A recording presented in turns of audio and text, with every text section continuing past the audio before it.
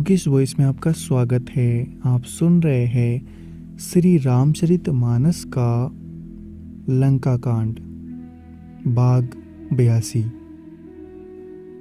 कामदेव के शत्रु शिवजी के सेव्य, जन्म मृत्यु के भय को हरने वाले, काल रूपी सत्य वाले हाथी के लिए सिंह के समान, योगियों के स्वामी, ज्ञान के द्वारा जानने योग्य, गुणों की निधि, अजय, निर्गुण, निर्विकार, माया से परे, देवताओं के स्वामी, दुष्टों के वध में तत्पर, ब्राह्मण वृंद के एकमात्र देवता, जल वाले मेघ के समान सुंदर श्याम, कमल के से नेत्र वाले, पृथ्वीपति के रूप में परम देव श्री राम जी की मैं वंदना करता हूँ।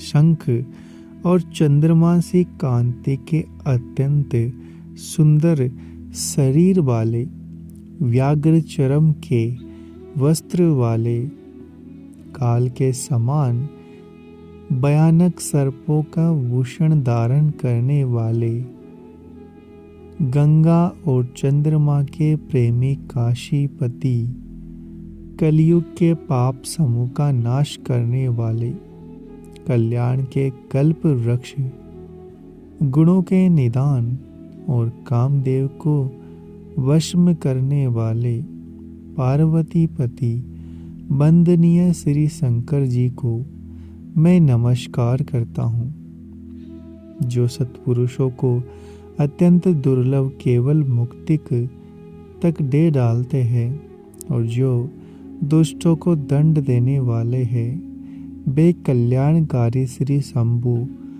मेरे कल्याण का विस्तार करे।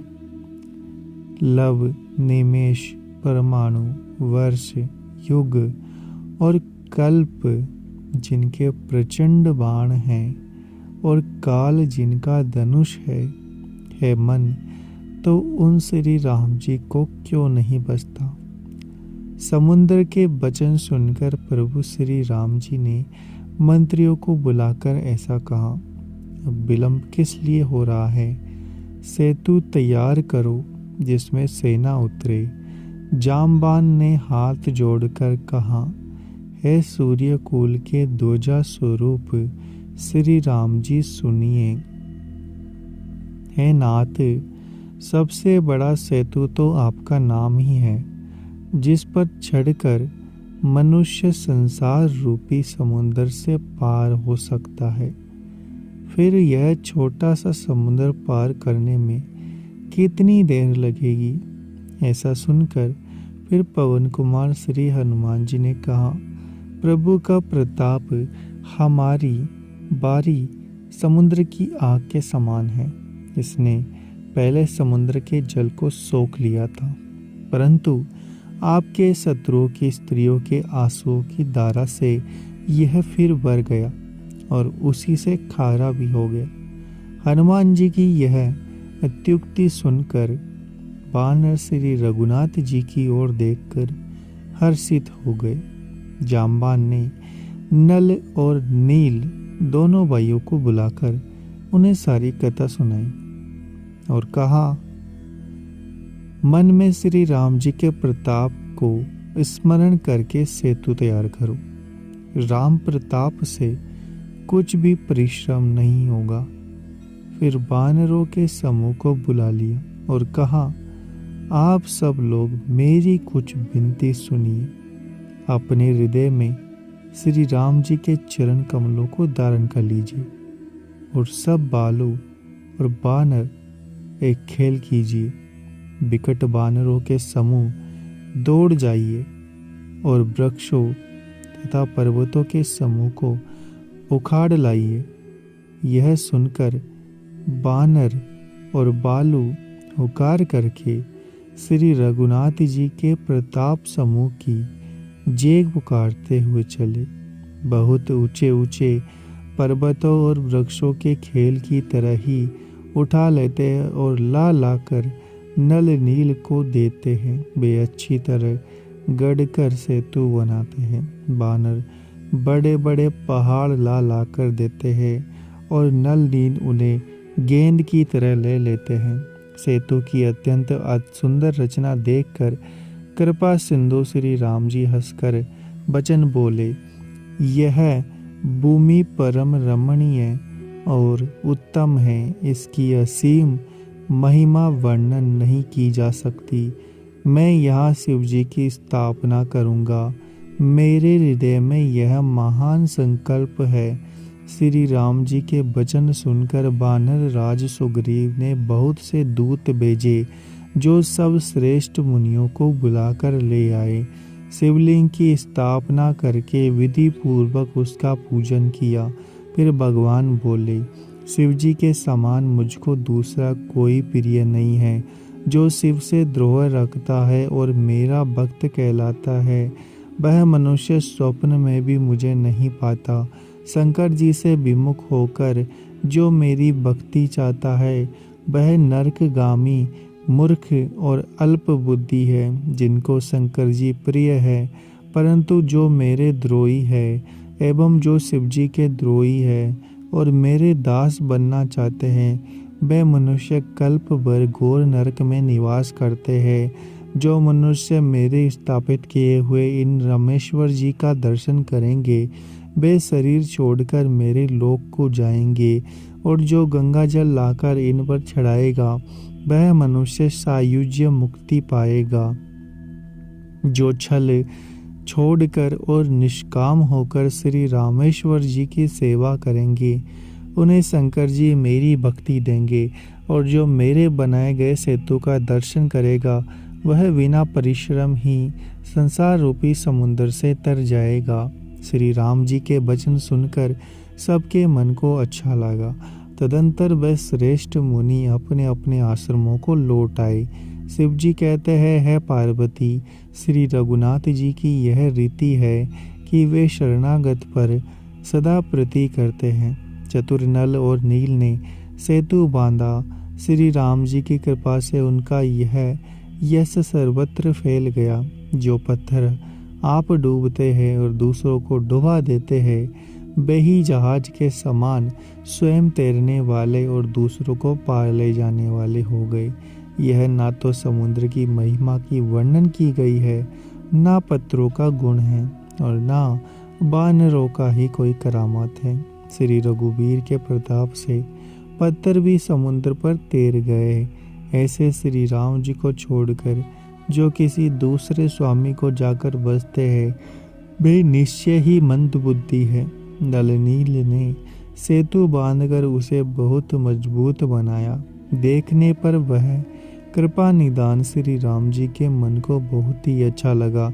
सेना चली जिसका कुछ वर्णन नहीं हो सकता।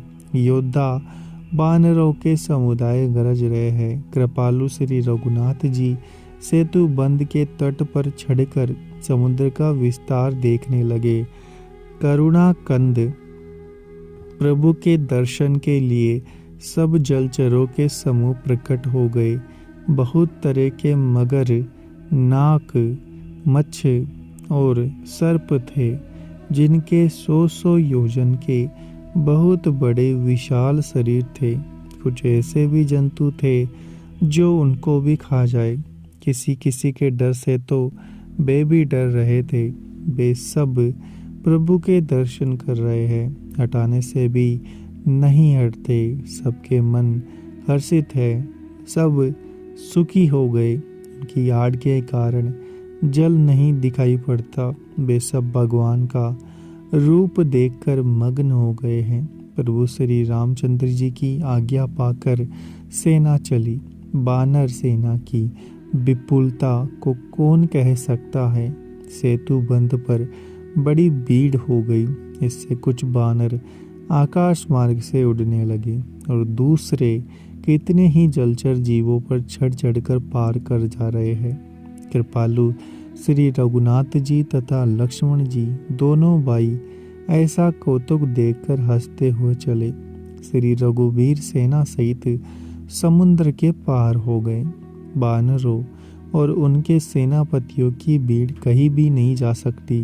प्रभु ने समुद्र पर डेला डाला और सब बानरों को आज्ञा दी कि तुम जाकर सुंदर फल मूल खाओ। यह सुनते ही ऋच बानर जहाँ तहाँ दौड़ पड़े। श्री राम जी के हित के लिए सब वृक्ष ऋतु कुऋतु समय की गति को छोड़कर फल उठे। बानर बालू मीठे मीठे फल खा रहे हैं, वृक्षों को हिला रहे हैं, पर्वतों के शिखरों को लंका की ओर फेंक रहे हैं। घूमते फिरते जहाँ कहीं किसी राक्षस को पा जाते हैं तो सब उसे घेर कर खूब नाच नचाते हैं और दांतों से उसके नाक कान काट कर प्रभु का सुयस कहकर तब उसे जाने देते हैं। जिन राक्षसों के नाक और कान काट डाले गए हैं उन्होंने रावण से सब समाचार कहा। समुद्र पर सेतु का बांधा जाना कानों से सुनते ही रावण घबरा कर 10 मुखों से बोल उठा। वन निधि, नीर निधि, जल निधि, सिंधु, बारिश, तोय निधि, कंपति, उदधि, पयोधि, नदी को क्या सचमुच ही बांध लिया। फिर अपनी व्याकुलता को समझाकर ऊपर से हंसता हुआ बे को बुलाकर रावण महल को गया। जब मंदोदरी ने सुना कि प्रभु श्री राम जी आए हैं और उन्होंने खेली में समुद्र को बंधवा लिया है, तब वह हाथ पकड़कर पति को अपने महल में लाकर परम मनोहर वाणी में बोली। चरणों में सिर नवाकर उसने अपना आंचल पसारा और कहा, हे प्रियतम, क्रोध त्याग कर मेरा वचन सुनिए। हे नाथ, बैर उसी के साथ करना चाहिए जिससे बुद्धि और बल के द्वारा जीता जा सके। आप में और श्री रघुनाथ जी में निश्चय ही कैसा अंतर है, जैसा जुगनू और सूर्य में, जिन्होंने विष्णु रूप से अत्यंत बलवान मधु और केटव मारे हैं और बारह और नरसिंह रूप से महान सूरवीर ऋति के पुत्रों का संहार किया, जिन्होंने वामन रूप से बलि को बांधा और परशुराम रूप से सहस्त्र बाहु को मारा। वे ही भगवान पृथ्वी का भार हरण करने के लिए राम रूप में अवतार लिए हैं।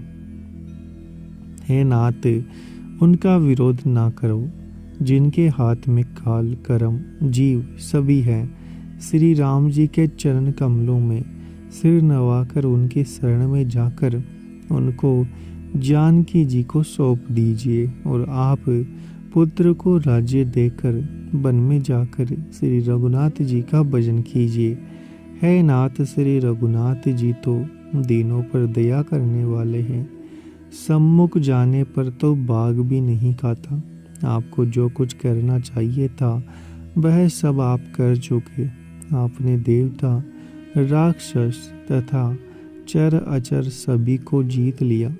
हे दशमुख, संतजन ऐसी नीति कहते हैं कि चौथे पन में राजा को वन में चला जाना चाहिए।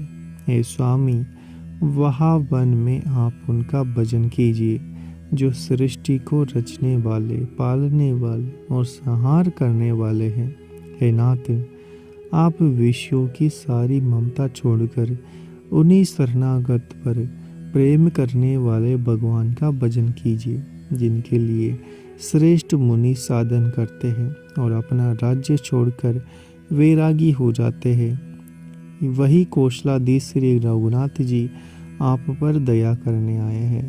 हे प्रियतम, यदि आप मेरी सीख मान लेते हैं तो आपका अत्यंत पवित्र और सुंदर यश तीनों लोकों में फैल जाएगा। ऐसा कहकर नेत्रों में करुणा का जल भरकर पति के चरण पकड़कर कांपते हुए शरीर से मंदोदरी ने कहा, हे नाथ, श्री रघुनाथ जी का भजन कीजिए जिससे मेरा सुहाग अचल हो जाए। अगर आपको हमारा ये प्रयास अच्छा लग रहा है तो चैनल को सब्सक्राइब करें, वीडियो को लाइक और शेयर करना ना भूलें।